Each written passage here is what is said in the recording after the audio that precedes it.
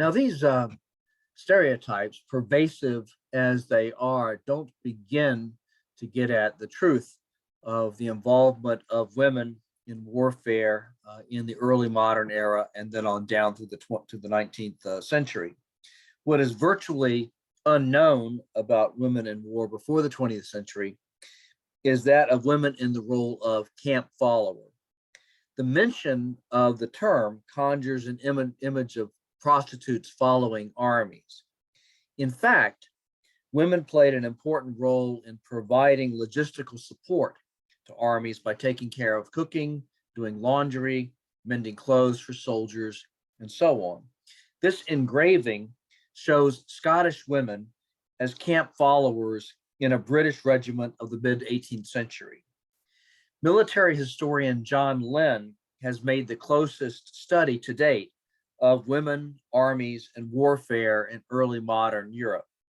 His research indicates that prior to 1650, the number of women and children following armies numbered in the thousands, sometimes to be near their husbands and fathers, sometimes for protection against marauding enemy soldiers, but always placed in the role of supporting armies in normally domestic roles. These numbers could be immense. During his invasion of Italy in 1498, King Charles VIII of France estimated that he had to feed 48,000 to 50,000 mouths each day, of whom just 20,000 were soldiers. Other reports also state that women and children often outnumbered combatants. After 1650, as armies became more professional and more capable of taking care of themselves in the field, the number of camp followers sharply diminished. But camp followers continued to serve, and the practice was even officially sanctioned. In 1702, for example, there were 22 camp followers authorized for 500 men in a French battalion. And during the French and Indian War, 6 camp followers were authorized for every 100 men in British regiments. So the understanding was you needed to have, these women, these camp followers, in order to take care of important supporting roles that soldiers didn't have time to do or were not well equipped to do. The informal presence of camp followers continued as late as the American Civil War. This 1862 photograph shows a camp follower with her soldier/husband and their 3 children. In the 114th Pennsylvania Volunteer Infantry Regiment, also in the Civil War, one Mary Teep served as a valued vivandière, a woman who cooked and served food and coffee to men in the line. Another woman was a vivandière with the 2nd Michigan, and both of these were valued and beloved figures. During the War for American Independence, camp followers were common. These Revolutionary War camp follower reenactors describe their role. Sometimes people ask, why would a soldier's wife living in Britain, or as I was in Ireland, where my regiment was before it came into the continent, why we would want to be a camp follower rather than staying at home. But some would come for love, to follow their husband. If you're from a poor family, as many soldiers were, life with a tent, a roof over your head, and food every day, meals a day, is no worse and sometimes better than what you had at home. A soldier's pay was sporadic at best and never absolutely sure. And they deducted many things. And even if they received their pay, how was a soldier going to get pay back to England or to Ireland to provide for his wife? Yeah, and children. A woman would have no way to support herself if her husband was gone. she might be destitute, and so the best opportunity that she might have would be to follow her husband across the ocean and follow the Army. And think too how long it takes to get communication.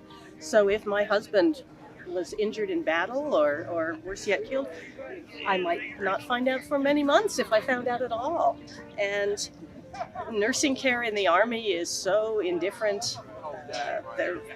And so if I can be here with him and he's injured, I can give him more attentive care than he would get from whoever might be there taking care of the injured soldiers, and I'll know his fate. And so those were all reasons why I would want to be here with him. And of course, there were children in the British Army camps as well.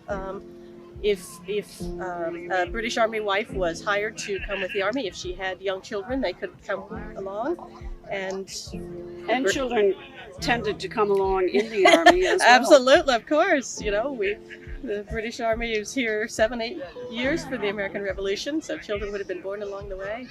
I read about a census that was done of the whole British Army. I don't remember the year, perhaps 1780. And as I recall, it said there were 19,000 men in the Army at that time, almost 3,000 women, and nearly 2,000 children. So that gives you a sense of the proportions.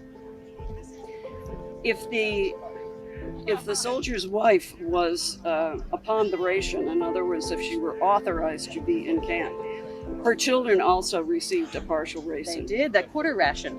And they would probably receive some sort of education from a sergeant or another enlisted man who could read and write and teach children. Not all women were so fortunate, however.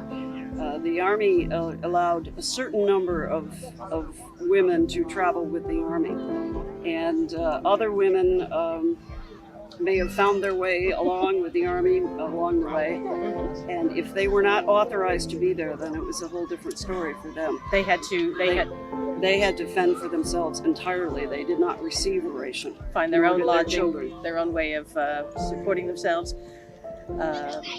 Documents seem to indicate that women camp followers were very active in smuggling rum and other liquors into the camp and selling them to soldiers, because there are many orders ordering them not to, so we know they were doing it. Yes.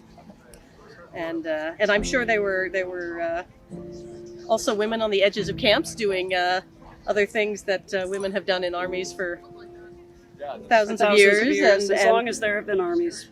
And commanders are not so keen on that either, so I think it would depend on the individual commander how much leeway he gave. I think in general the commanders frowned upon unauthorized women because of maintaining good order it's in a distraction to the men, yes. And so I think that if you were not authorized to be there, that you were strongly encouraged to decamp. I heard something interesting which was on the continental side. At the beginning, I believe, of the war, they did not have so many women in the Continental Army, I suppose because wives were staying home with their families and things. And one observer said that the Continental Army looked so much less clean. Their linen was so dirty because they didn't have laundresses to wash.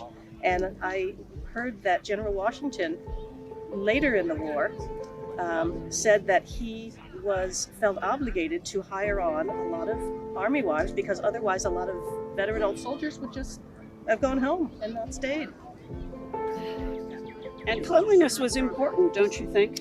That yes, perhaps in the 18th century they didn't know why, but keeping things clean keeps people in better health, keeps food from spoiling. Indeed. And it just is important in maintaining good order in the Army as You need people to do the laundry, to keep vermin down, and to keep people healthy.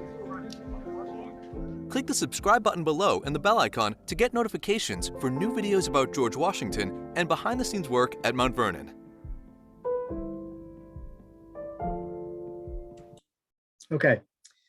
If you've not been to Mount Vernon, by the way, it's an interesting place to go. Not so much going inside the house because it's just like a conveyor belt where you're just, run through and you hardly get a chance to see anything. But the grounds are fascinating. And there's all kinds of special tours that can be made. You have these female reenactors of British units.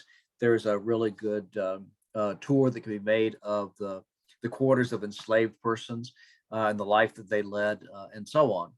But to move on, let me talk to you about a concept called the tooth to tail ratio. And this is a shorthand way, it's common in military circles, by which to describe the ratio of combat troops, the tooth, to the troops employed in supporting roles such as cooking, laundry, transportation, and so on. And those in supporting roles constitute the tail. Now, armies during the 18th and 19th centuries are often thought to have had a very high tooth to tail ratio, a very large percentage of combat troops compared with supporting troops. In the case of the American Civil War, I've heard that the tooth to tail ratio was as much as 95% tooth and 5% tail.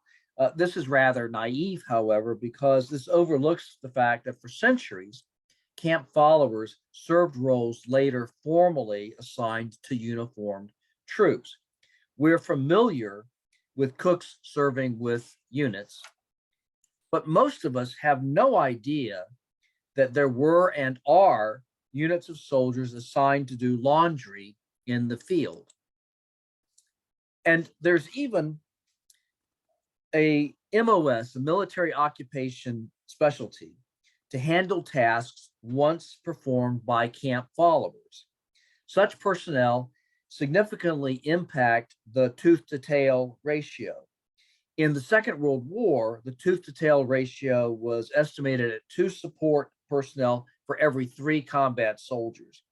In the Civil War, as I said, the ratio was nominally 1 out of 10, but this number excludes the many civilians who served as wagon drivers, blacksmiths, to take care of the thousands of horses in every army, and so on, and still including female camp followers in the number. And in earlier wars, the tail consisted very heavily of camp followers. So, this is a role of women in warfare that is part of the hidden history. But when you ask yourself, where are the women? That's where many of the women are in war. They are playing an active role in supporting, these armies in the field.